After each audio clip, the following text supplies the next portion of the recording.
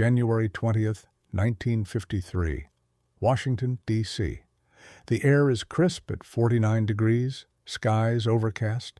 Crowds are buzzing for the inauguration of America's greatest war hero, Dwight D. Eisenhower, the man who crushed Hitler, accepted Nazi Germany's surrender, and just won the presidency in a massive landslide, 55% of the popular vote, 442 electoral votes. At 8:45 a.m., a sleek black limousine pulls up to the White House North Portico. Inside sits Eisenhower, 62, in his Homburg hat. He ditched the traditional top hat without telling anyone. A small jab right there. His wife, Mamie, is beside him. Tradition going back over a century says the president-elect steps inside the White House, shares a friendly coffee with the outgoing president and first lady, chats a bit. Then they all ride together to the Capitol like civilized adults. It's the ultimate symbol of peaceful power transfer in democracy. But Eisenhower doesn't budge. He sits in the car, refuses to get out, refuses the coffee invitation, refuses to set one foot inside what he still calls Truman's White House. Inside, Harry S. Truman, 68, the plain-spoken farmer-turned-president who dropped the atomic bombs, stared down Stalin, launched the Marshall Plan, integrated the military, and fired MacArthur, stands at the window watching the car that won't move. Minutes drag on. It's awkward. Photographers are snapping, staff are whispering. Finally, Truman, still the president for a few more hours, swallows his pride, walks down the steps alone, opens the car door himself, and climbs in next to Eisenhower. The two men don't shake hands, don't smile, barely look at each other. Mamie tries small talk about the weather and the crowds. Silence. The ride to the Capitol is one of the most uncomfortable in American history. White House advisor Clark Clifford later called the hatred between them like a monsoon. America had just witnessed the coldest, most personal snub in presidential transition history. How did two men who once genuinely admired each other end up like this? Two leaders who together shaped the post-war world, now unable to share a cup of coffee? Let's go all the Neuen way back, because this feud didn't start in 1952. It started with friendship and an offer no president had ever made before. The early days. General, there's nothing you can want that I won't help you get. July 1945. World War II just ended. Truman, only 3 months into the job after FDR's death, meets General Eisenhower on a German autobahn outside ruined Berlin. Truman is in awe. He sees Eisenhower, the quiet, smiling Kansan who coordinated D-Day and liberated Europe, as the future of America. He tells Ike, "General, there is nothing you may want that I won't try to help you get." And he means it. That includes the presidency. Truman offers to make Eisenhower president in 1948 on the Democratic ticket, with Truman stepping down to be his vice president. Think about that. The sitting president offering to demote himself for a general with zero political experience. Eisenhower says no. "I'm a soldier, not a politician." Truman tries again, this time in writing in his private diary, discovered decades later. He's worried Douglas MacArthur might run as a Republican. Truman's fix. Eisenhower announces as a Democrat, Truman runs as VP, they crush MacArthur together. He even writes, "I like the Senate anyway. Ike and I could be elected, and my family and myself would be happy outside this great white jail known as the White House." Eisenhower says no again. He's happy at Columbia University, but Truman keeps promoting him anyway, appoints him Army Chief of Staff, gives him Distinguished Service Medals in 1945, 1948, and 1952, makes him the first Supreme Commander of NATO in 1951. They exchange warm letters. Truman calls Eisenhower the greatest military mind of the age. Ike writes with genuine respect and gratitude. Everything is professional, respectful, productive. Then 1948 happens. Truman's approval is in the toilet. Democrats are splintering. Everyone predicts he'll lose to Thomas Dewey. Truman fights like hell, the famous whistle-stop tour, and pulls off the greatest upset in history. He wins without Eisenhower, and something shifts in Truman's mind. If Ike really had no interest in politics, why did he keep leaving the door cracked just a little? The answer comes in 1952. Eisenhower announces he's running for president as a Republican, against Truman's party, against everything Truman built, the Fair Deal, NATO, containment of communism. Truman feels personally betrayed. He'd offered the presidency on a silver platter twice, no campaign required. Eisenhower said he didn't want it. Now he wants it, just not from Democrats, not from Truman. That stung deeply, but politics is politics. Honest disagreements happen. What turned betrayal into outright hatred was one name, George Catlett Marshall.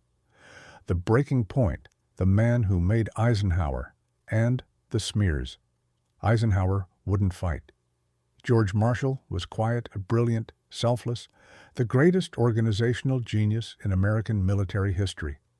Born 1880 VMI grad, turned a tiny 200,000-man army into 8 million soldiers who won hand-picked unknowns and rocketed them up. He saw something in a lieutenant colonel named Eisenhower in 1941, jumped him over hundreds of senior officers, gave him North Africa, then D-Day. Marshall wanted D-Day command himself, but FDR kept him in Washington. Marshall gave it to Ike without a hint of jealousy. Churchill called him the organizer of victory. Post-war, Truman makes him Secretary of State. Marshall creates the Marshall Plan, $13 billion that rebuilt Europe, stopped communism cold, won him the Nobel Peace Prize, only career soldier ever.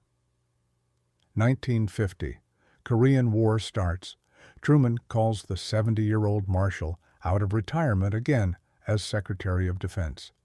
Eisenhower owed Marshall everything, his entire career, his fame, his place in history.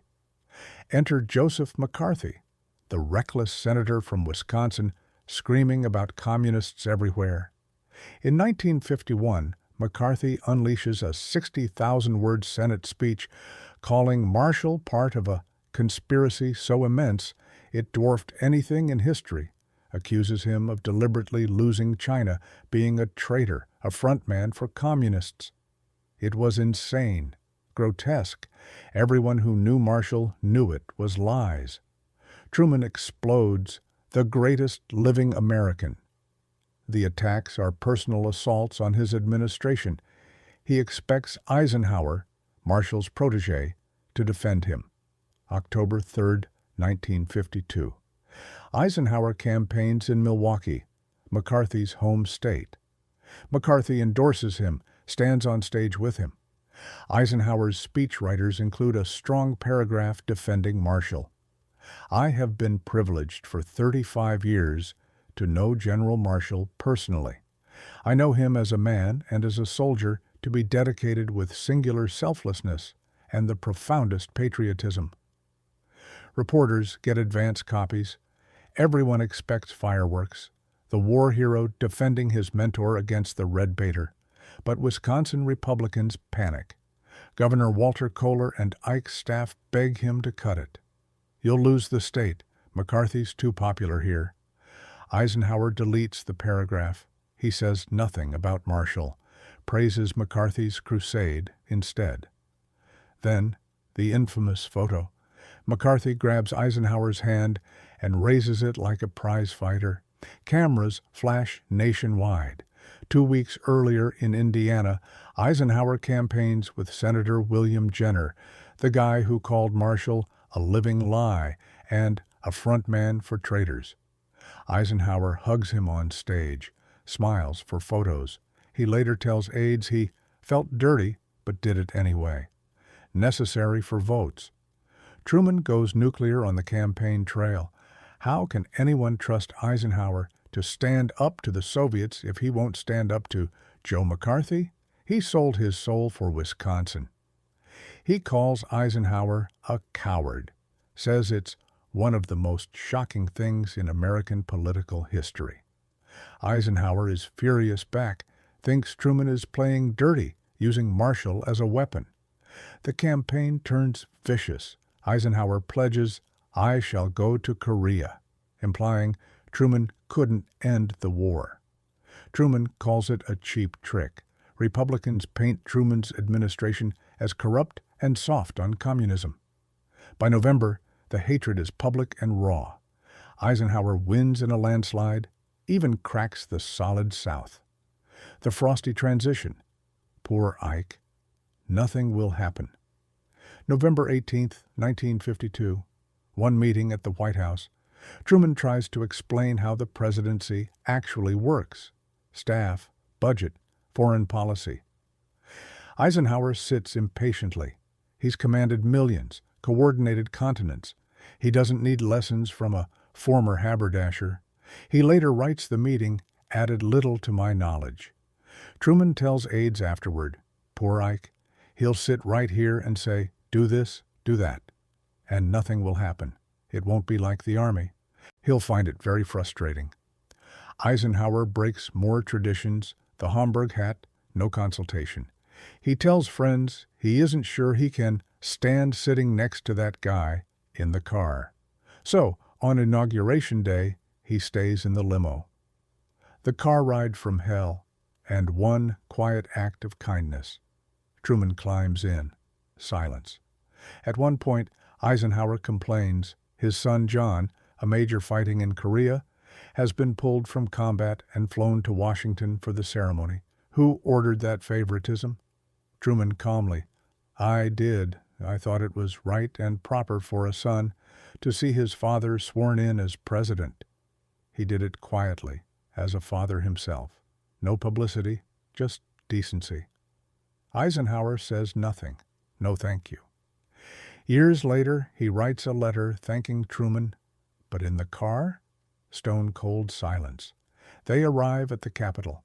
Eisenhower takes the oath on 2 Bibles, George Washington's and his West Point one, gives his own prayer. Truman skips the parade, heads straight to Union Station. 5,000 people cheer him off like a rock star. He boards the train home to Independence, Missouri. He never sets foot in the White House again for 8 full years. Eisenhower sends 3 invitations. Truman declines them all as insincere. They only meet at funerals. George Marshall, 1959, Sam Rayburn, Eleanor Roosevelt, Chief Justice Vinson. All was icy silence. Truman later tells friends he can hardly say Eisenhower's name without profanity. The Thaw, Kennedy's funeral, 1963, November 25, 1963. The nation is shattered by JFK's assassination. Truman and Eisenhower, now both grandfathers in their 70s, end up in the same limo to Arlington. This time they talk about the shooting, the world, old times. After the graveside service, Margaret Truman invites the Eisenhowers to Blair House for lunch. Sandwiches, coffee, laughter. They reminisce like old friends. One aide says, "You'd think there had never been any differences between them. It was really wonderful." Long handshake on the sidewalk, kisses on cheeks. 10 years after that freezing car ride, the ice finally breaks. They meet one last time in 1966 in Kansas City. Good spirits, old animosities forgotten. Eisenhower dies March 28, 1969, age 78. Truman follows December 26, 1972, age 88. What it all means. This wasn't about hats or coffee or scheduling. It was about betrayal. Truman felt Eisenhower betrayed him personally after 2 offers of the presidency. Eisenhower felt Truman betrayed him with vicious campaign attacks questioning his character. But the real fracture? Loyalty. Eisenhower sacrificed defending his mentor for votes. Truman could never forgive that. In the end, two giants who helped win World War II and build the post-war world spent a decade as enemies. Over pride, politics, and a threshold neither would cross. Yet, on that cold January morning in 1953, when Harry Truman walked to the car because Dwight Eisenhower wouldn't walk through the door, America saw something profound. Even the QA greatest leaders are human, flawed, capable of holding grudges that hurt no one but themselves, but also capable, eventually, of forgiveness. And that's a lesson that still matters today.